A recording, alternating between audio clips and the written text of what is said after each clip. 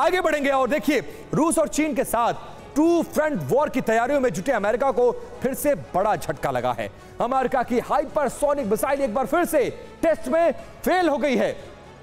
इस नाकामी से अमेरिका के जो राष्ट्रपति हैं जो बाइडेन, उनकी चिंता भी बढ़ गई है, क्योंकि रूस और चीन दोनों के पास हाइपरसोनिक मिसाइलें हैं। युद्ध की स्थिति आती है तो अमेरिका के लिए मुश्किल फेज होगा। और रूस तो अपनी हाइपरसोनिक मिसाइल किंजल का इस्तेमाल यूक्रेन में भी बीते 1 साल से कर रहा है। ऐसे में सवाल यह कि अगर इसी तरह अमेरिका फेल होता रहा तो फिर क्या होगा, यह रिपोर्ट देखिए।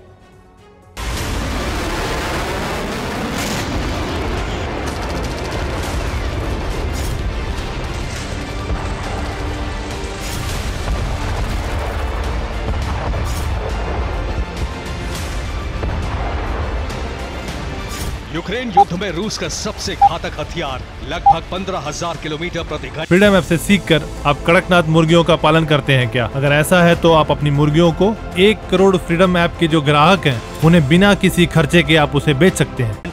12 मैक यानी आवाज की रफ्तार से भी 12 गुना तेज हाइपरसोनिक मिसाइल, जिसका जवाब अमेरिका के पास नहीं है।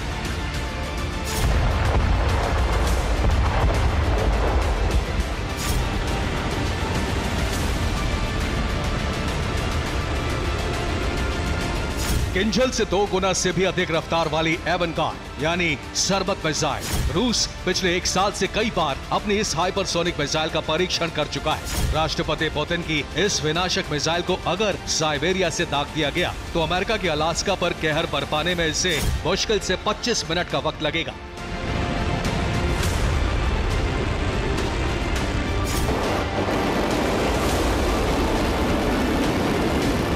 साफ कहा जाए तो रूस की हाइपरसोनिक मिसाइलें अब अमेरिका के सिर पर तैनात हैं और अमेरिका के पास फिलहाल रूस के इस मिसाइल पावर का कोई जवाब नहीं है।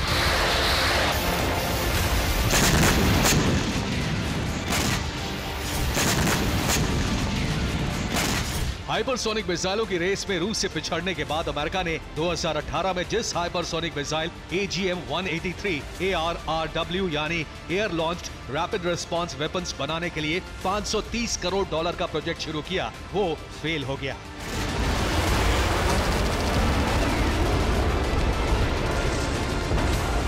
जिस हाइपरसोनिक मिसाइल AGM-183 ARRW को इस साल अमेरिकी वायुसेना में शामिल किए जाने की उम्मीद बाइडेन को थी, उस उम्मीद पर पानी फिर गया।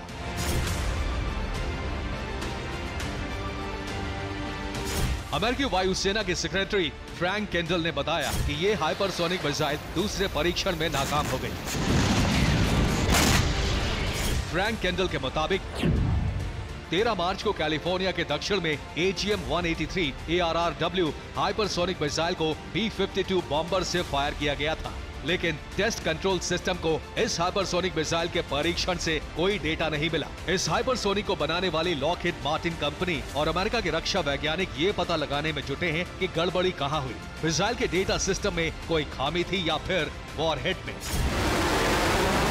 हाइपरसोनिक मिसाइल का ये परीक्षण फेल होना अमेरिका की बड़ी रणनीतिक कमजोरी के तौर पर देखा जा रहा है।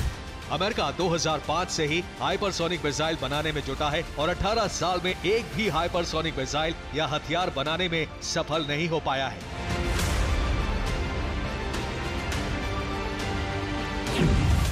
अमेरिका ने 2010 में बोइंग X-51 वेव राइडर नाम के हाइपरसोनिक ड्रोन का परीक्षण किया था, लेकिन 2013 के बाद उसकी प्रोग्रेस के बारे में किसी को पता नहीं।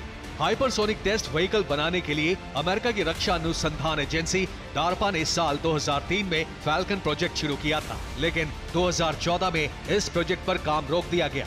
2022 में अमेरिकी रक्षा मंत्रालय ने हाइपरसोनिक अटैक क्रूज मिसाइल बनाने का ठेका अमेरिका की एक निजी कंपनी को दिया और ये काम अभी शुरुआती दौर में है। अमेरिका को सबसे ज्यादा उम्मीद AGM-183 ARRW मिसाइल से थी, जिसे बनाने का कॉन्ट्रैक्ट साल 2018 में लॉकहीड मार्टिन कंपनी को दिया गया। AGM-183 ARRW मिसाइल का पहला परीक्षण अप्रैल 2021 में किया गया, जो फेल हो गया। जुलाई 2021 में इस मिसाइल को दोबारा टेस्ट किया गया, लेकिन हाइपरसोनिक मिसाइल का रॉकेट ही चालू नहीं हुआ।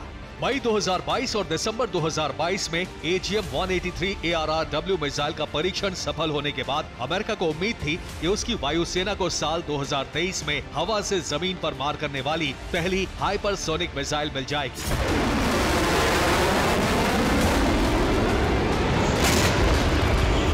एक बार फिर अमेरिका की ये हाइपरसोनिक मिसाइल कच्चा दे गई। अमेरिका के राष्ट्रपति जो बाइडेन के लिए मुसीबत ये है कि रूस के पास किंजल और सरमत जैसी हाइपरसोनिक मिसाइलें हैं, तो चीन ने भी अपनी हाइपरसोनिक मिसाइल DF-17 तैयार कर ली है। पिछले साल चीन ने ताइवान के पास युद्धाभ्यास में अपनी इस मीडियम रेंज हाइपरसोनिक मिसाइल की ताकत भी दिखाई थी।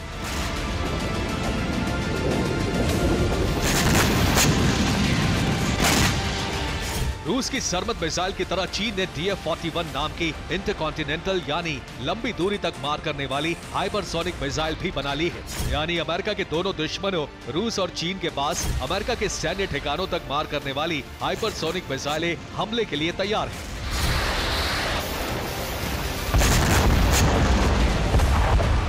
जबकि अमेरिका के पास इंटरकॉन्टिनेंटल तो दूर, कम दूरी वाली हाइपरसोनिक मिसाइल भी नहीं है।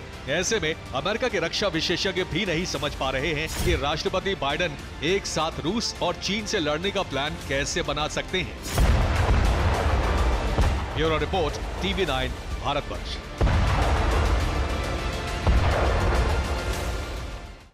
फ्रीडम ऐप से सीखकर आप कड़कनाथ मुर्गियों का पालन करते हैं क्या? अगर ऐसा है तो आप अपनी मुर्गियों को 1 करोड़ फ्रीडम ऐप के जो ग्राहक हैं उन्हें बिना किसी खर्चे के आप उसे बेच सकते हैं।